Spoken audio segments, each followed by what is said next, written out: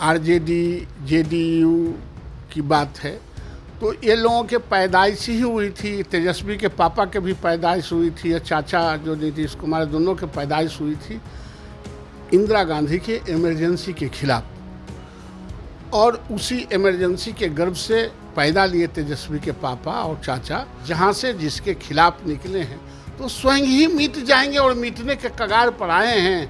उसमें हम लोगों को बहुत कुछ करना भी नहीं है और समय आएगा तो हम सब चीज़ बता देंगे। नमस्कार, आप न्यूज फाउंडेशन देख रहे हैं, मैं हूं आपके साथ वंदना।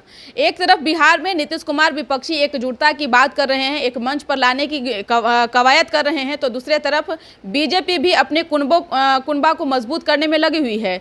ऐसा कयास लगाया जा रहा है कि विपक्षी एकजुटता से बीजेपी को भारी नुकसान होगा। तो क्या बीजेपी अकेले चुपचाप इस बात को सहन कर लेगी? हमारे साथ बात करने के लिए हैं बीजेपी के वरिष्ठ नेता नवल किशोर यादव। सवाल यह भी है कि जिस तरह से स्वतंत्रता सेनानियों की ढिंढोरा पीटा करते थे, चाहे वह जदयू के हों या फिर आरजेडी के हों, आज वही कांग्रेस की गोद में जाकर नेता जो है वो बैठ चुके हैं। लेकिन पेंशन आज भी वो उठा रहे हैं। बीजेपी का मांग जो लगातार उठाया जा रहा है कि पेंशनधारी जो हैं उससे पेंशन वापस ले लिया जाए।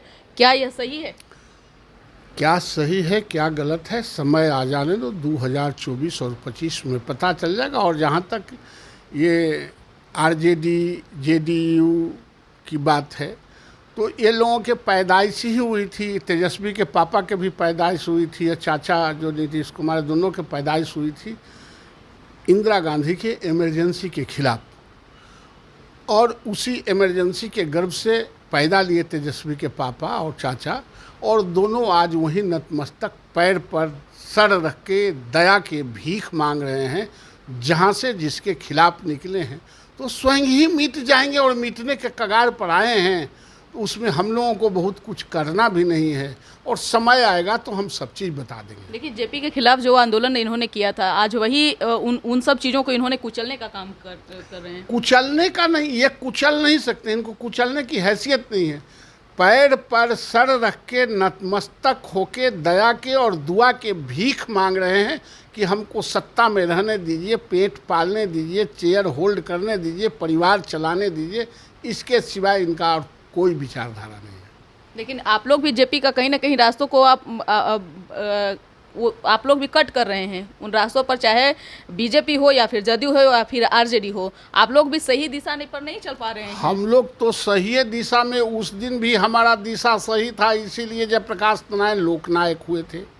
सबसे अधिक एमपी 77 में हमारा ही था। जयप्रकाश नारायण जी के कहने पर हमने दोहरी सदस्यता समाप्त करके जनता पार्टी में विलय किया था, और इन्हीं लोगों के ऐसे ही लोगों के आचरण के कारण ये जनता पार्टी का बिखराव हुआ और हम आज देश में शासन कर रहे हैं। मैंने तो सिद्ध कर दिया कि हमारा ही विचारधारा देश को भाता है और भारत की जनता भी हमारे ही विचारधारा को चाहती है, इन लोगों को नहीं चाहता है।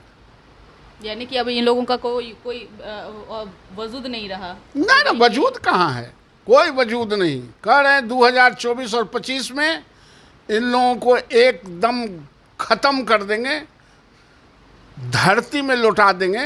ये लोग राजनीति में मुंह दिखलाने लायक नहीं रहेंगे। ये पेट पालना तो दूर की बात है। सवाल मेरा एक और है कि आप जिस तरह से आप कह रहे हैं कि उनको धरती में मिला देंगे, सड़कों में उनको तब्दील कर देंगे, सवाल यह है कि जब उनमें कुछ हैसियत है ही नहीं, वो कुछ है ही नहीं, तो फिर बार बार आप लोग क्यों इस तरह का अनर्गल बयानबाजी कर रहे हैं? कहाँ बयानबाजी कर रहे हैं? आप पूछ रही हैं तो हम बोल रहे हैं।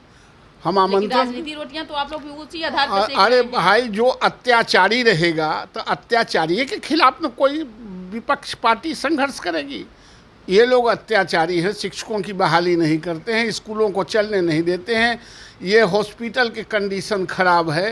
ये तमाम चीज़ों को जो जनता के लिए जो सबसे सर्वाधिक उपयोगी है, शिक्षा और स्वास्थ्य, उसको इन लोगों ने ख़त्म कर दिया। आज एक आदमी आपके घर का बीमार पड़ जाए तो तुरंत आओगे कि हमको IGIM में कह दीजिए सीटें नहीं मिल रहा है, PMCH में सीटें नहीं, तब सीट कहाँ मिलेगा?